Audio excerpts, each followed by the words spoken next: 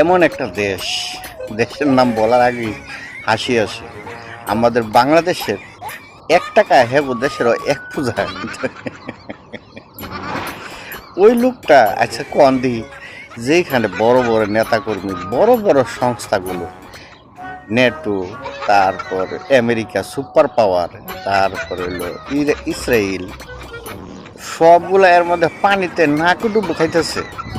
আর হে নাকি বলে ৭২ ঘন্টা ইরান দখল করে দিব। আচ্ছা কর বলেন তো, বাচ্চাদের মুখে যদি শুনে কেউ একজন খুন করবো তাহলে হঠাৎ আশ্চর্য মনে হয় না? আচ্ছা ইরানের কাছে কি এমন মনে হয় যে হ্যাঁ আর হুঙ্কারটা আপনারাই বলেন, এটা হাসির কথা না? আচ্ছা ভাইরাল হইতে হইলে কি দুনিয়াতে আমি মনে করছিলাম বাংলাদেশের মানুষের ভাইরাল হওয়ার জন্য পাগল, কিন্তু এই উগান্ডার মতো একটা দেশ যারা খাইতে পারে না তারা বলে ইরানটা দখল করে দিয়ে দিব ৭২ ঘন্টার ভিতরে। আশ্চর্য বিষয় মনে হয় না?